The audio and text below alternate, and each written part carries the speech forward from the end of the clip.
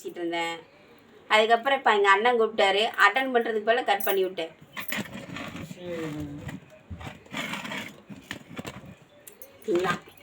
இஞ்சி வாங்கினேன். இஞ்சி பார்த்தீங்களா, குட்டி குட்டியாக கொடுத்தாங்க.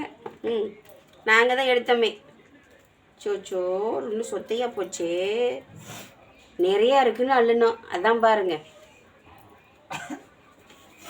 எல்லாமே சேர்த்து 20 ரூபா. அது ஏற்கனவே பழைய தக்காளி இருக்குதா, இதோடு சேர்த்து இஞ்சி போட்டு வச்சிட்டேன். இப்போ 1.5 கிலோ தக்காளி வாங்கினோமா, அது இருக்குது. தக்காளி வச்சு நல்லா தக்காளி கூட்டு விடலாம். தக்காளி கூட்டு, அப்புறம் வெங்காயம், பழைய வெங்காயம் புது வெங்காயம் இருந்துச்சா எல்லாம் ஒன்றா கொட்டி வச்சுட்டேன். இதெல்லாம் இப்போ ஊட்ஸ்அப் பண்ணணும். அதை டீ தூள் வாங்கினேன்.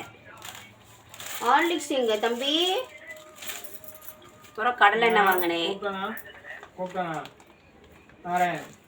பூ மெயினானது பாருங்க, பூ. முளம் எவ்வளோ சொல்கிறாங்க தெரியுமா? முளம் 30 ரூபா. நாங்கள் சரி 30 ரூபான்னு சொல்லிட்டு இதை ஒரு முளம் வாங்கலாம்னு சொல்லி வாங்கினா, அவங்க என்னென்னா பழைய பூ தான் 30 ரூபாயாம்மா, நேற்று பூ தான் 30 ரூபாயாம்மா, இன்னைக்கு பூ வந்து 70 ரூபாயாம்மா. பார்த்தீங்களா? இது அரை முளம் வாங்கினேன். அம்மாவுக்கு பூ, அம்மாலாம் பூ வைக்க மாட்டாங்களா, சரி அம்மாவுக்கு பூ வாங்கிட்டு போய் கொடுத்தேன். ரோஸ் சாமி, அம்மா சொன்ன மாதிரி சுடணும்.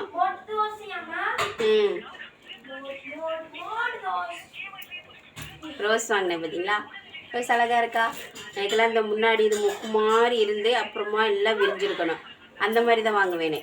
இந்த இதுவும் அப்படி தான் இருக்குது. பார்த்தீங்களா, அம்மாவுக்கு 2 ரோஸ் கொடுத்துட்டேன். என்னடா இன்னும் இல்லை, ரோஸ் அழகா இருக்கா? ரோஸ் அழகாத்தான் இருக்கும், எனக்கு அழகா இருக்காது. அப்படிதானே? பூ அழகா இருக்கா? அழகாத்தான் இருக்கு. பூனை எனக்கு ரொம்ப பிடிக்கும். ஆனால் எங்கே வைக்க முடியறதில்ல. எல்லாம் யானை வேலை பூனை வேலை சொன்னால் எப்படி வாங்கிறது? உதிரிப்பூ வாங்கி கட்டி வச்சுக்குவேன். ஆனால் உதிரிப்பூவோட கட்டின பூ தான் அதிகமாக சொல்லுவாங்க. இப்போ உதிரிப்பூவே அதிகமாக சொல்கிறாங்கன்னா பார்த்துக்கோங்க. உளுண்டு உலக்கு தான் அது, ஏன்னா காப்படி உளுண்டு உலக்கு தான் அதுன்னு 30 ரூபாயாம். உளுண்டு தான். அதுக்கு கொடுங்க, இதுக்கு இதே பரவாயில்லன்னு சொல்லிட்டு இதை வாங்கிட்டேன். அம்மா சொன்ன மாதிரி சொல்லணும், சரியா? என்ன அது? நல்லா கிண்டி விடுங்க சாமி, நல்லா கிண்டி விடு. கிண்டி விடு. அம்மா காலையில் தண்ணி ஊற்றினது தான். அதான்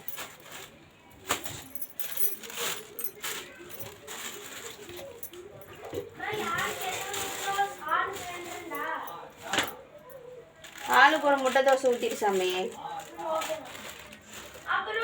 பையனுக்கு தோசை ஊற்றதான் அதெல்லாம் எவ்வளோ வரும் தெரியாது சாமி. ஏதோ ஒன்று ஆளுக்கு ஒரு முட்டை தோசை மட்டும் சுடு.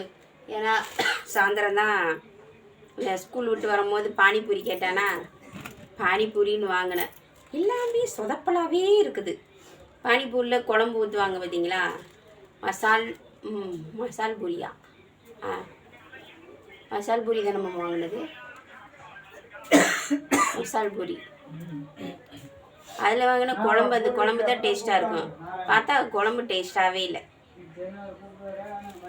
அப்புறம் காளான் ஒன்று, தம்பிக்கு ஒன்று ஷேர் பண்ணி சாப்பிட்டோம். அதனால் ஒரு மாதிரியாக இருக்குது. ஏன்னா சர்ச்சில் வேறு கல்யாணத்துக்கு போனோமா, அங்கேயும் பிரியாணி சாப்பிட்டது ஒரு மாதிரியாக இருக்குது. என்னடா என்னடா கல்யாணத்துக்கு போனால் பிரியாணி எதாவது கொடுக்குறது தானே சாப்பிட்டாகணும். எனக்கு பிரியாணி வேணான்னு சொல்லாமல் சாப்பிட முடியுமா? வேறு சாப்பாடு செஞ்சு தருவாங்க நமக்குன்னு. டேய், இது என்ன போகிறனுக்கு நம்மளை கொண்டு வர முடியுமாடா? கொண்டு வந்திருக்கலாம், ஆனால் கொண்டு வரல. ஏன் அது வந்து லாஸ்ட்டாக இருந்து கொண்டு வரணும். என்னத்தை